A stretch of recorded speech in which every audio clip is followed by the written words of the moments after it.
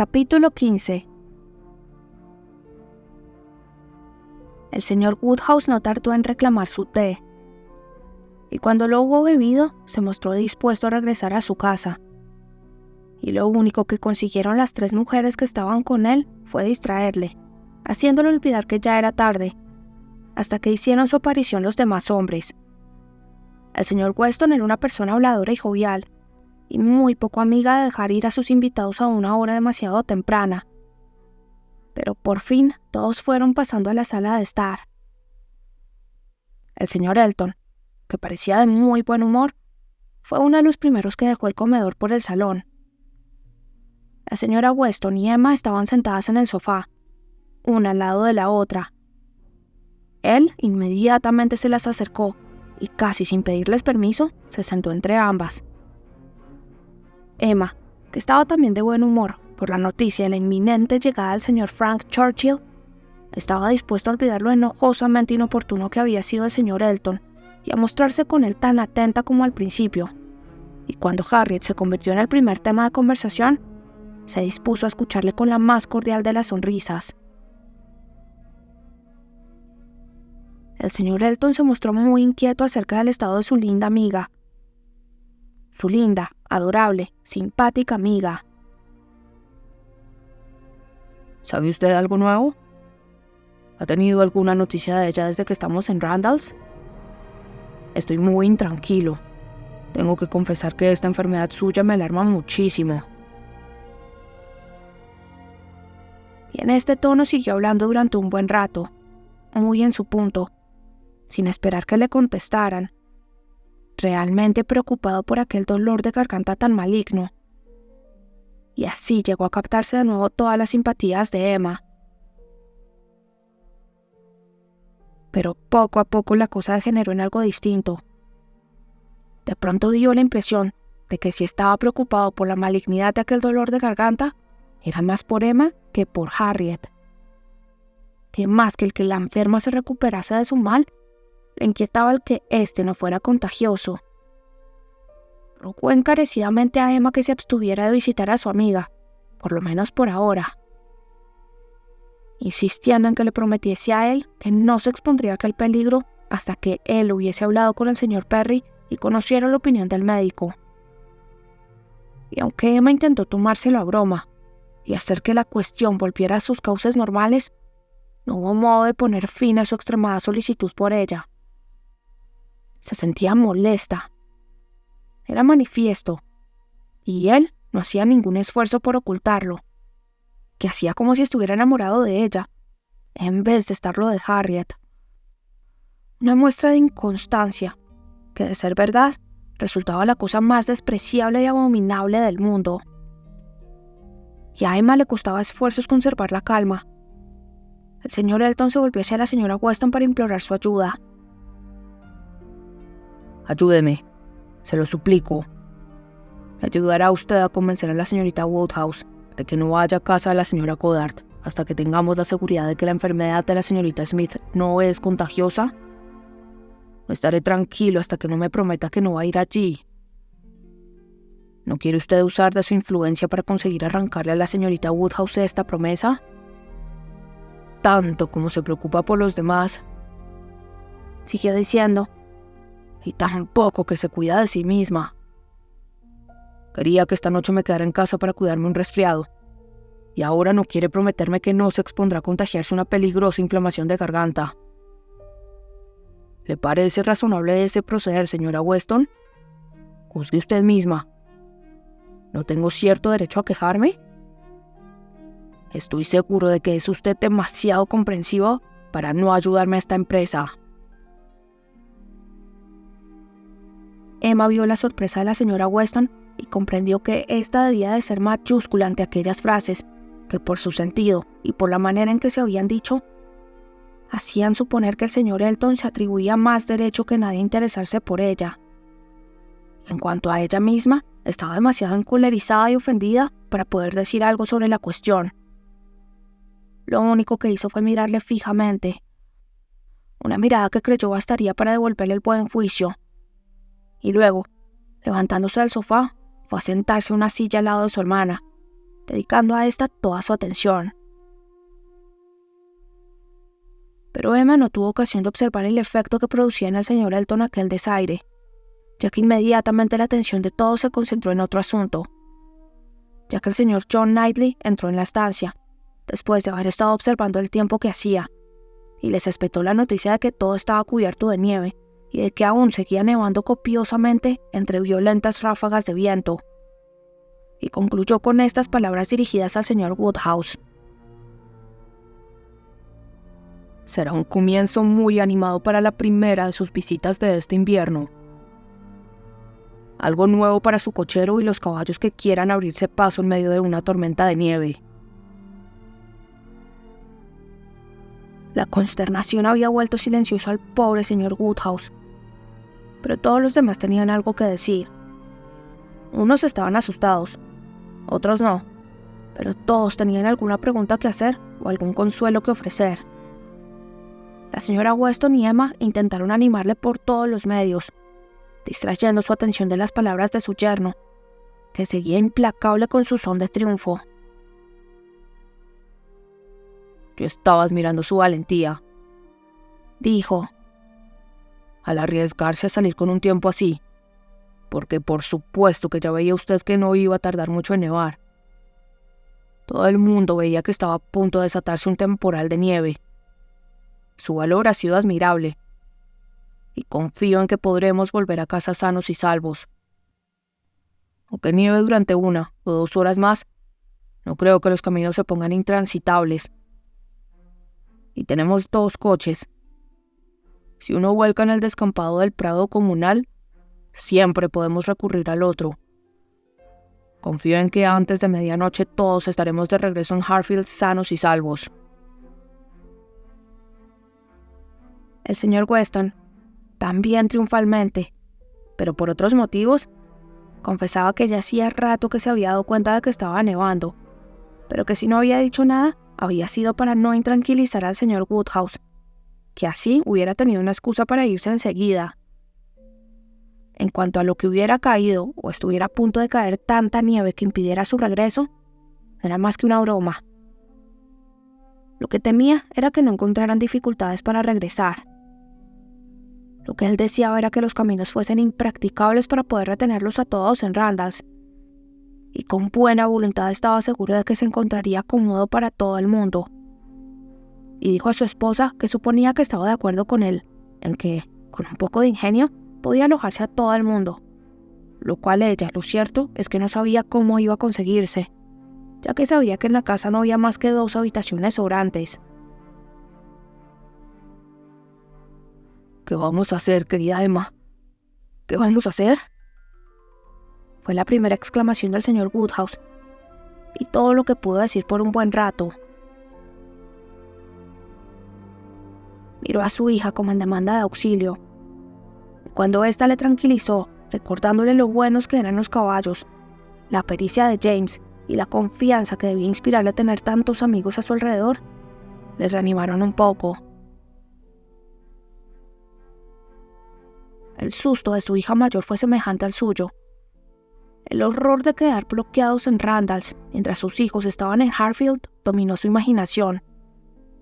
Y pensando que los caminos serían solo transitables para gente muy decidida, pero en un estado que no admitía más demora, propuso rápidamente que su padre y Emma se quedaran en Randalls, mientras ella y su esposo se pusieran en marcha inmediatamente, desafiando todas las posibles acumulaciones de nieve y temporales que pudieran salirles al paso.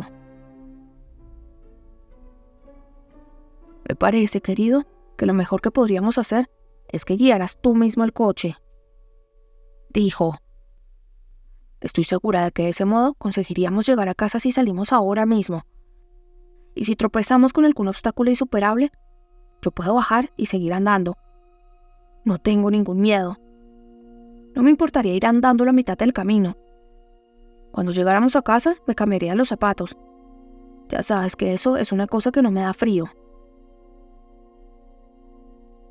«¿De veras?», replicó su marido.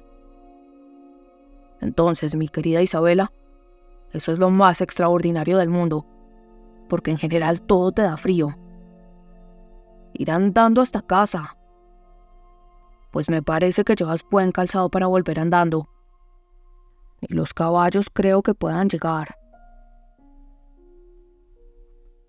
Isabela se volvió hacia la señora Weston con la esperanza que aprobara su plan. La señora Weston no podía por menos de aprobarlo. Isabela entonces se volvió hacia Emma, pero Emma no se resignaba del todo a abandonar la esperanza de que todos pudieran irse.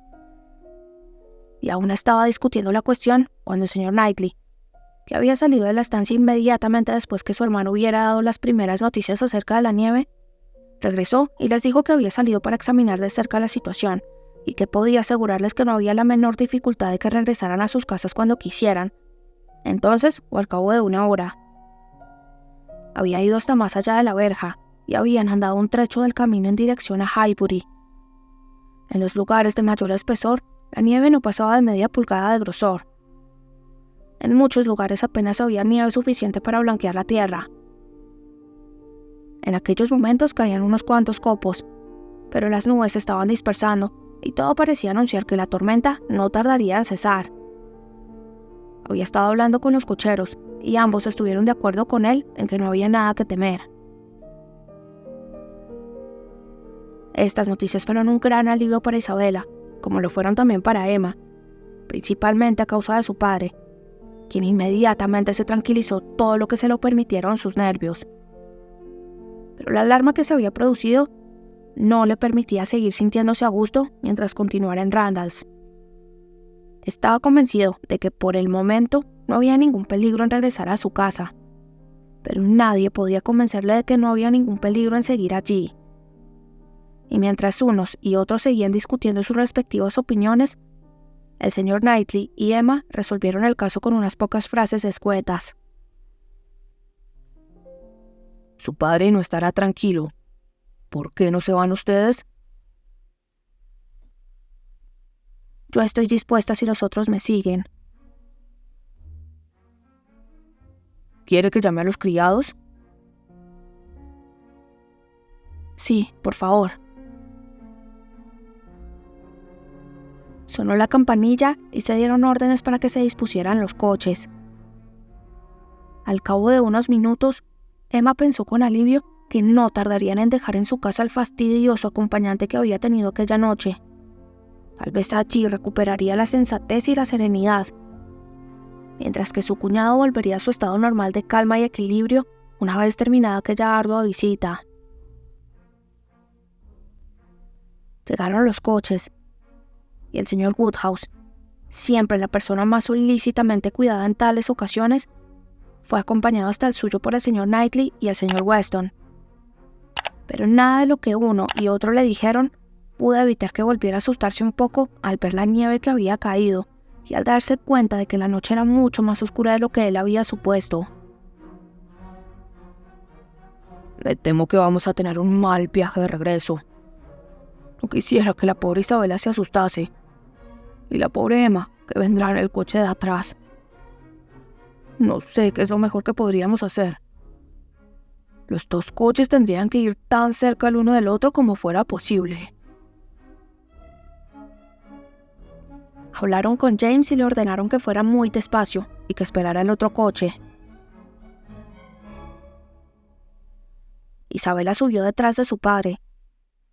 John Knightley, olvidando que él no pertenecía a aquel grupo, subió con toda naturalidad detrás de su esposa. De modo que Emma se encontró escoltada y seguida hasta el segundo coche por el señor Elton, dándose cuenta de que la puerta iba a cerrarse tras ellos y de que iban a hacer el viaje solos.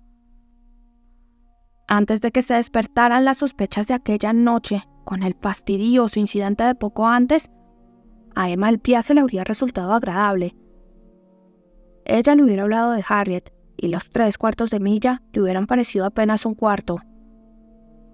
Pero ahora hubiera preferido que la situación hubiese sido otra. Tenía la impresión de que su acompañante había abusado del excelente vino del señor Weston, y tenía la seguridad de que no dejaría de decir necedades impertinentes. Para imponerle el máximo respeto posible con la frialdad de sus modales, se dispuso inmediatamente a hablarle con extremada calma y seriedad del tiempo y de la noche. Pero apenas había empezado, apenas habían traspasado la verja en pos del otro coche, cuando el señor Elton le quitó la palabra de la boca, le cogió la mano, solicitó su atención y empezó a declararle su apasionado amor. Aprovechando aquella oportunidad inmejorable, le manifestó sentimientos que debían ser ya bien conocidos de ella: su esperanza, su temor, su adoración. Estaba dispuesto a morir si ella le rechazaba, pero confiaba en lo profundo de su afecto, lo insuperado de su amor, lo ardiente de su pasión. Tenían que encontrar cierta correspondencia en ella, y en resumen, le proponía que le aceptase formalmente tan pronto como fuera posible. Así estaban las cosas. Sin ningún escrúpulo, sin ninguna excusa, sin que al parecer se sintiera responsable de la menor infidelidad, el señor Elton, el enamorado de Harriet, estaba declarándose a Emma. Este intentó pararle en los pies, pero fue en vano. Él estaba dispuesto a seguir adelante y a decirlo todo. A pesar de lo enojada que estaba, al pensar en la situación en la que se veía, le hizo contenerse al responderle. Pensaba que por lo menos la mitad de aquella locura debía atribuirse a la embriaguez, y que por lo tanto era de esperar que fuese algo pasajero. Así, en un tono entre grave y burlón, que confiaba sería más adecuado para su turbio estado mental, replicó: «Me asombra usted, señor Elton. ¿Es a mí a quien se dirige usted? Se está confundiendo. Me está tomando por mi amiga. Si tiene algún recado para la señorita Smith, se lo transmitiré muy gustosa. Pero por favor, recuerde que yo no soy ella». ¿La señorita Smith? ¿Un recado para la señorita Smith? ¿Qué quiere usted decir? Y repetía las palabras de ella con tal convicción, dando muestras de tal estupor, que Emma no pudo por menos de replicar con viveza: «Señor Elton, su proceder es totalmente inexplicable, y solo puedo justificarlo de un modo. No está usted en su sano juicio. De lo contrario no me hablaría de esta manera, ni aludiría a Harriet como acaba de hacerlo. Domínese y no diga nada más, y yo intentaré olvidar sus palabras». Pero el vino que había bebido el señor Elton le había dado ánimos, pero no le había enturbiado la cabeza. Sabía perfectamente lo que estaba diciendo, y después de protestar con vehemencia, considerando como altamente ofensivas las sospechas de Emma, y de aludir, aunque muy de pasada, al respeto que le merecía la señorita Smith, aunque afirmando que no podía por menos de asombrarse de que se le mencionase en aquellos momentos, volvió a insistir sobre su gran amor, apremiando a la joven para que le diese una respuesta favorable. Emma se dio cuenta de que las palabras de su interlocutor, más que la embriaguez, eran debidas a la inconstancia y a la presunción, y haciendo ya menos esfuerzo para ser cortés, replicó: «Ya me es imposible seguir dudando. Se ha manifestado usted tal cual es. Señor Elton, no encuentro palabras para expresar mi asombro. Después de su proceder, del que yo he sido testigo durante este último mes, respecto a la señorita Smith, después de las atenciones que yo he visto día a día, como usted le prodigaba, dirigirse a mí con estas pretensiones, le aseguro que me parece una falta de formalidad que nunca hubiera creído posible en usted. Créame que no puedo estar más lejos de congratularme de ser objeto de su interés». ¡Santo cielo!, exclamó el señor Elton. ¿Pero qué quiere decir usted con esto? La señorita Smith. En ningún momento de mi vida he pensado en la señorita Smith. Jamás le he prestado la menor atención, a no ser como amiga de usted. Nunca he manifestado el menor interés por ella, excepto por el hecho de ser amiga de usted.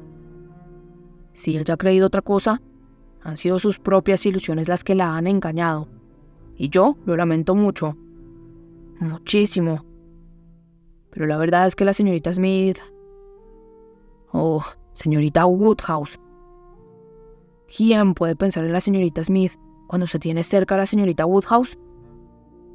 No, le doy mi palabra de honor de que no se trata de una falta de formalidad. Yo solo he pensado en usted. Le aseguro que nunca he prestado la menor atención a nadie más. Desde hace ya muchas semanas, todo lo que yo decía o hacía no tenía otro objeto que manifestar mi adoración por usted. No puede usted ponerlo en duda. No. En un tono que pretendía ser insinuante. Y estoy segura de que usted se ha dado cuenta de ello y me ha comprendido. Sería imposible describir cuáles eran los sentimientos de Emma al escuchar todo esto. Le producía una enojosa sensación de disgusto y contrariedad. Quedó demasiado abrumada para poder darle una respuesta inmediata, y la breve pausa de silencio que siguió dio nuevos ánimos al exaltado señor Elton, quien intentó volver a cogerle la mano mientras exclamaba jubilosamente: «Encantadora, señorita Woodhouse. Permítame que interprete este significativo silencio con el que usted reconoce que hace ya mucho tiempo que me había comprendido». «No», exclamó Emma. «Este silencio no reconoce semejante cosa. No solo no he podido estar más lejos de comprenderlo a usted, sino que hasta este mismo momento había estado completamente equivocada respecto a sus intenciones. Y por lo que a mí se refiere, lamento muchísimo que se haya alimentado de esas esperanzas, porque nada podía ser más contrario a mis deseos.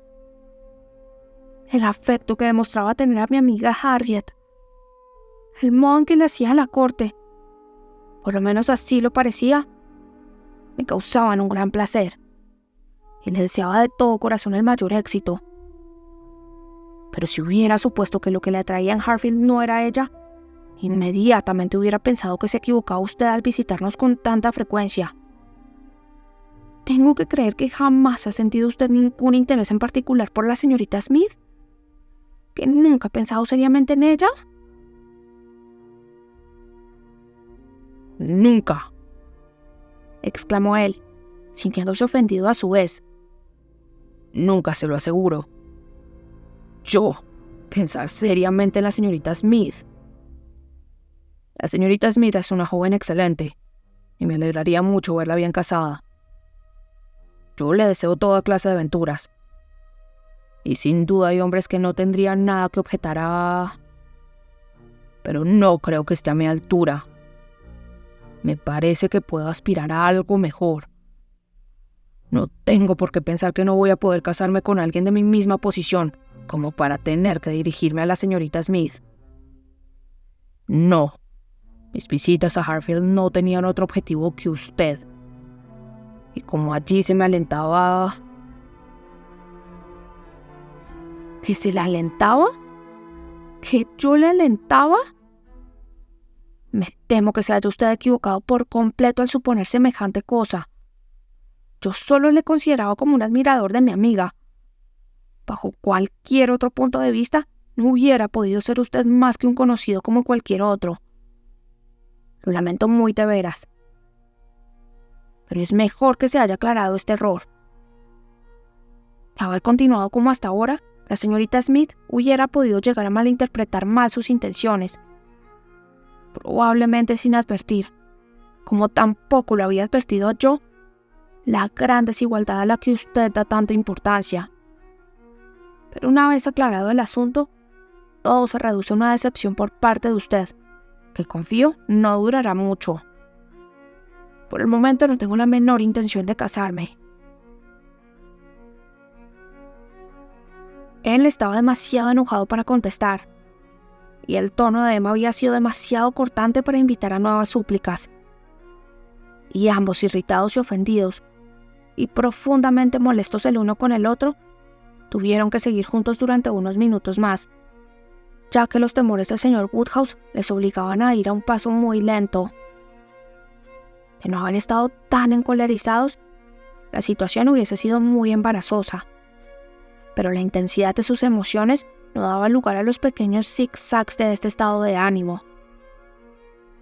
El coche enfiló el callejón de la vicaría y se detuvo, y ellos inesperadamente se encontraron delante de la puerta de la casa del señor Elton, quien bajó sin pronunciar ni una palabra. A Emma le pareció indispensable desearle buenas noches, y él se limitó a corresponder a la cortesía fría y orgullosamente. Y la joven, presa de una indescriptible turbación, siguió su camino hasta Harfield. Allí fue acogida con grandes muestras de alegría por su padre, quien temblaba de miedo al pensar en los peligros que podía representar el que viniera sola desde el callejón de la vicaría, y el doblar aquella esquina cuya sola idea le horrorizaba.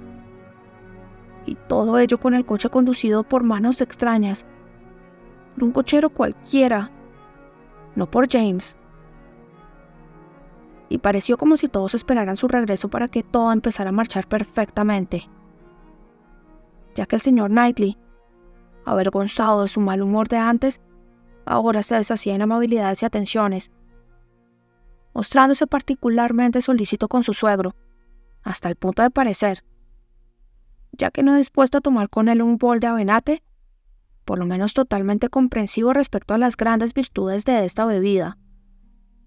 Y así fue como el día concluyó en paz y sosiego para toda la familia, excepto para Emma, que se hallaba tan turbada y nerviosa que tuvo que hacer un gran esfuerzo por mostrarse alegre y fingir que prestaba atención a lo que se decía, hasta que al llegar la hora en que, como de costumbre, todos se retiraron a descansar, pudo permitirse el alivio de reflexionar con calma.